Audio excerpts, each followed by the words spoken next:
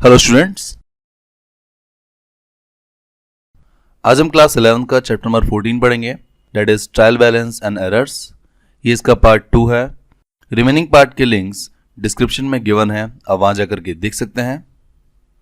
इस वीडियो के अंदर आज हम डिस्कस करेंगे क्वेश्चन ऑफ ट्रायल बैलेंस। इस वीडियो में आज हम एक क्वेश्चन को सॉल्व करेंगे जिसमें हम सीखेंगे कि ट्रायल बैलेंस किस तरह प्रिपेयर करते हैं। क्वेश्चन को सॉल्व करने से पहले प्रीवियस वीडियो में हमने फॉर्मेट ऑफ ट्रायल बैलेंस को डिस्कस किया था, साथ ही हमने रूल्स ऑफ ट्रायल बैलेंस को भी डिस्कस किया था। एक बार उससे हम रिवाइज कर लेते हैं, देन हम क्वेश्चन को स्टार्ट करेंगे। सबसे पहले हम देखते हैं format of trial balance. Trial balance बनाने के लिए सबसे पहले हम हेडिंग लिखते हैं trial balance of dash company as at जो भी आपको डेट गिवन हो। ट्रायल बैलेंस में आपके टोटल 5 कॉलम होते हैं, जिसके फर्स्ट कॉलम में आप सीरियल नंबर लिखते हैं, सेकंड कॉलम में आप name of accounts, third column होता है आपका एलएफ का जिसका मतलब है लीजर फोलियो, फोर्थ कॉलम में आता है आपका debit balance and fifth column में आपका आता है क्रेडिट बैलेंस। देन इसके रूल्स की बात करते हैं, तो इसके लिए मैंने आपको एक शॉर्टकट सिखाया था। आपको सिर्फ एक वर्ड याद रखना है विच इज क्लियर। यहाँ पर सी का मतलब है कैपिटल, एल का मतलब है लायबिलिटीज, ई का मतलब है एक्सपेंसेस और लॉसेस, ए का मतलब है एसेट्स एंड आर का मतलब है रेवेन्यू।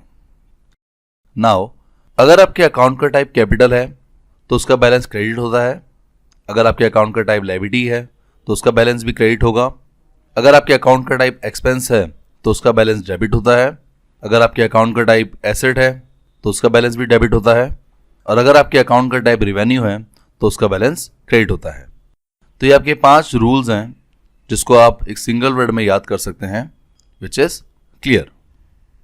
जिसमें भी आपको यही याद रखना है कि अगर आपके अकाउंट का टाइप कैपिटल, लायबिलिटीज और रेवेन्यू हो तो उसका बैलेंस क्रेडिट होगा, और अगर आपके अकाउंट का टाइप एक्सपेंसेस और एसेट्स हो तो उसका बैलेंस डेबिट होगा। अब हम क्वेश्चन को स्टार्ट करते हैं। ये इस चैप्टर का क्वेश्चन नंबर 1 है।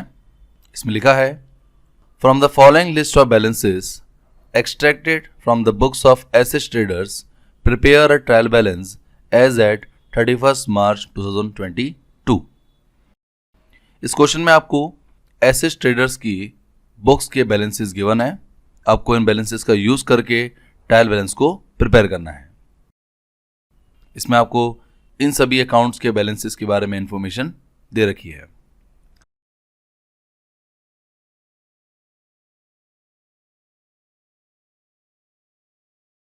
नाउ हम जानते हैं कि जब भी आपको ट्रायल बैलेंस प्रिपेयर करना होता है तो आपको सिंपली क्लियर फॉर्मूले का यूज़ करके इन सभी अकाउंट्स को सबसे पहले कैटेगराइज करना है इनकी नेचर के अकॉर्डिंग, एंड देन उन नेचर्स के अकॉर्डिंग आपको डेबिट एंड क्रेडिट बैलेंसेस में इन सभी अमाउंट्स को पुट करना है। तो क्लियर फॉर्मूले को यूज़ करने से पहले हम सॉल्यूशन में सबसे पहले ट्रायल बैलेंस का फॉर्मेट बना लेते हैं। आप सॉल्यूशन में हेडिंग लिखेंगे trial balance of Asset Traders as at 31 March 2022। ये इसका फॉर्मेट है।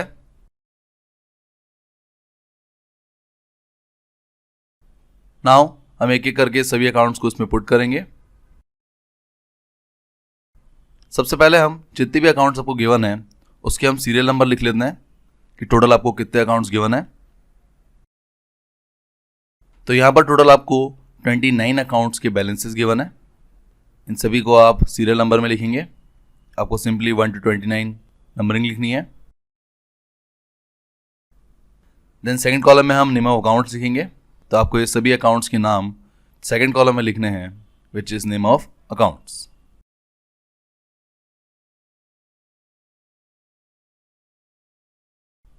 सभी अकाउंट्स के नाम लिखने के बाद अब हम क्लियर फॉर्मूले का यूज करके इन सभी अकाउंट्स के नेचर को फाइंड आउट करेंगे, एंड देन नेचर के according debit and credit balances को लिखेंगे। तो स्टार्ट करते हैं।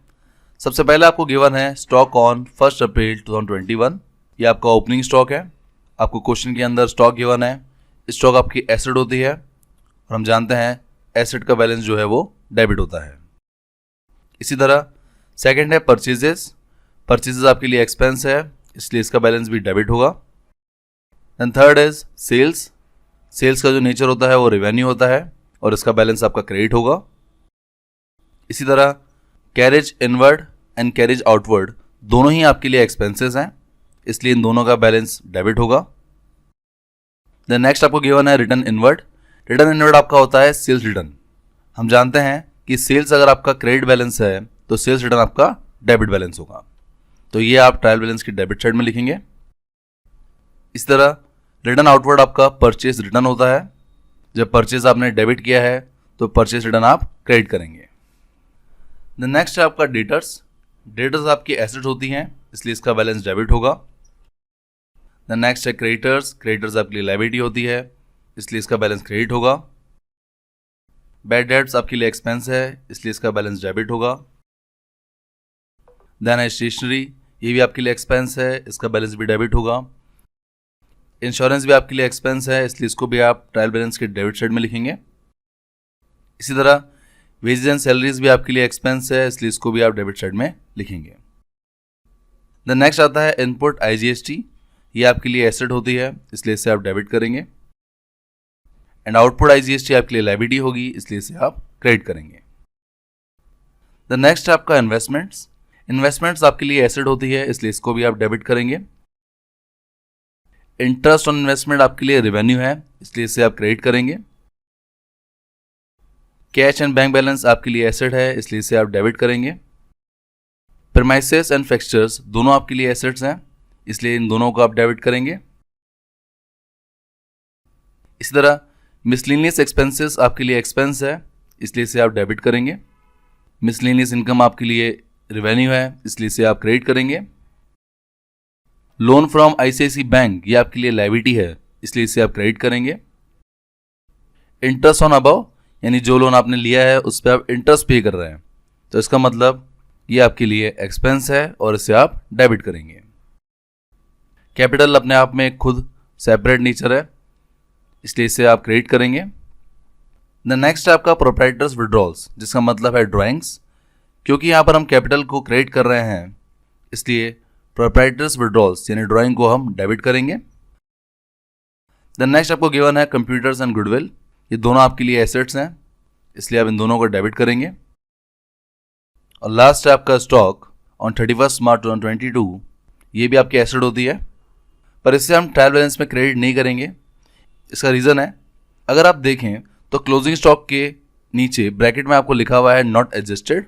तो आपको यहाँ याद रखना है कि जब आप ट्रायल बैलेंस प्रिपेयर कर रहे हो और आपको क्लोजिंग स्टॉक गिवन हो जिसके साथ आपको लिखा हुआ है नॉट एडजस्टेड, तो इससे आप ट्रायल बैलेंस में पुट नहीं करेंगे।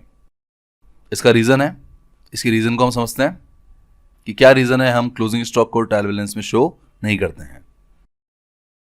तो इससे आपकी हेडिंग आएगी treatment of closing stock in trial balance. इसमें लिखा है generally closing stock does not appear in the trial balance because in most cases it is brought into accounts at the time of preparing the trading account. इसका मतलब है कि closing stock को हम generally trial balance में show नहीं करते हैं। क्यों नहीं करते?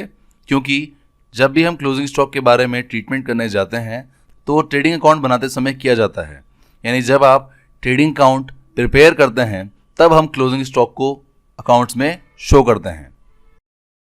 और क्योंकि ट्रायल बैलेंस प्रिपेयर करने के बाद ट्रेडिंग अकाउंट बनाया जाता है और तब हम क्लोजिंग स्टॉक का ट्रीटमेंट करके उसे अकाउंट में शो करते हैं, इसलिए हम जब ट्रायल बैलेंस बना रहे होते हैं तो उसमें क्लोजिंग स्टॉक को शो नहीं किया जाता है।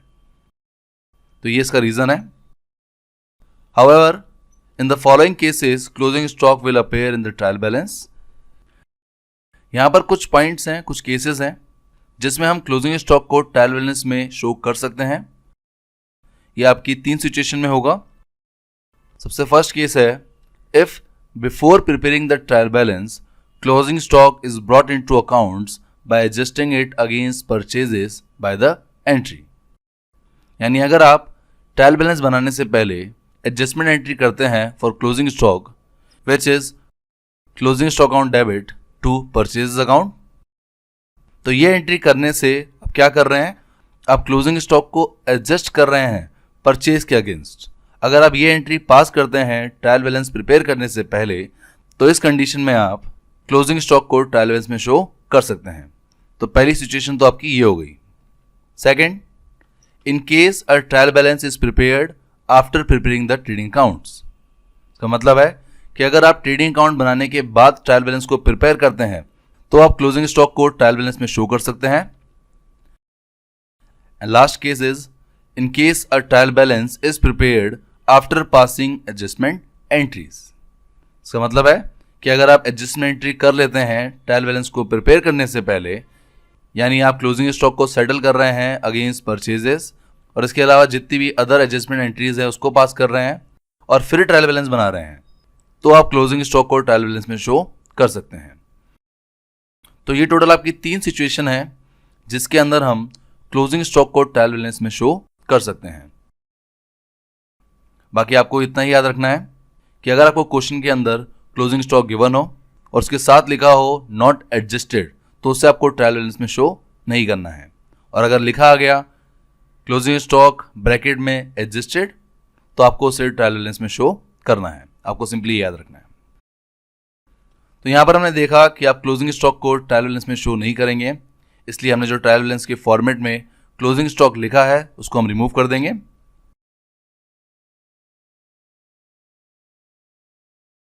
तो यहां पर आपके टोटल 28 अकाउंट्स हैं जिसे हम ट्रायल बैलेंस में शो कर रहे हैं, जिसकी हेल्प से हम ट्रायल बैलेंस को कंप्लीट करेंगे। हमने सभी अकाउंट्स के नेचर के अकॉर्डिंग इन सभी के बैलेंसेस को निकाल लिया है। आई होप आपको ये सभी डेबिट एंड क्रेडिट बैलेंस समझ आ गए होंगे। अगर इनमें आपको किसी में भी कोई भी डाउट हो या इसके अलावा किसी और अकाउंट में डाउट हो तो आप मुझे इस वीडियो के कमेंट सेक्शन में पूछ सकते हैं या मुझे कॉन्टैक्ट कर सकते हैं मेरे व्हाट्सएप नंबर पर। मेरा व्हाट्सएप नंबर भी डिस्क्रिप्शन में गिवन है। नाउ यहाँ पर हमने सभी के बैलेंसेस निकाल लिए हैं कि कौन सा अकाउंट आपका डेबिट होगा, कौन सा अकाउंट आपका क्रेडिट होगा।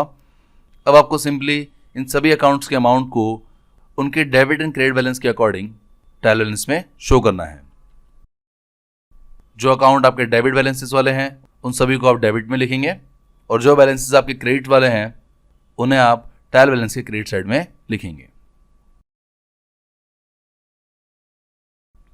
नाउ हमने सभी अकाउंट्स के डेबिट एंड क्रेडिट बैलेंस लिख लिए हैं। अब आपको सिंपली इन सभी का टोटल करना है। सबसे पहले हम डेबिट साइड का टोटल करेंगे ट्रायल बैलेंस में। तो अगर आप इन सभी डेबिट बैलेंसेस को जोड़ते हैं तो आपका टोटल आएगा 48,40,400। इसी तरह अब हम क्रेडिट बैलेंसेस को जोड़ेंगे। अगर आप क्रेडिट बैलेंसेस को ऐड अप करते हैं तो इससे भी आपका सम 48,40,400 आ रहा है। तो यहाँ पर आप देख सकते हैं कि ट्रायल बैलेंस के डेबिट और क्रेडिट बैलेंसेस दोनों इक्वल आ रहे हैं। इसका मतलब आपके अकाउंट्स में जो अर्थमेटिकल एक्यूरेसी है वो बिल्कुल करेक्ट है। आपने सभी बुक्स को अर्थमेटिकली बिल्कुल एक्यूरेट प्रिपेयर किया है, यानी किसी भी बुक में कोई भी कैलकुलेशन मिस्टेक आपकी नहीं है। और इस तरह आपका ट्रायल बैलेंस स्टेटमेंट पूरी तरह कंप्लीट होता है। आई होप आपको ये पूरा क्वेश्चन सही से समझ आ गया होगा। अगर इस क्वेश्चन में कोई भी डाउट हो तो आप मुझे कमेंट सेक्शन में पूछ सकते हैं। नेक्स्ट वीडियो में हम डिस्कस करेंगे types of errors. Types of errors basically आपके वो एरर्स हैं जो आपके ट्रायल बैलेंस पे इफेक्ट डालते भी हैं और ट्रायल बैलेंस पे इफेक्ट नहीं भी डालते हैं। हम इन सभी एरर्स के बारे में पार्ट नंबर 3 में डिस्कस करेंगे कि ऐसे कौन से एरर्स हैं जिससे ट्रायल बैलेंस में इफेक्ट आता है और ऐसे कौन से एरर्स हैं जिससे ट्रायल बैलेंस में कोई भी इम्पैक्ट नहीं आता है।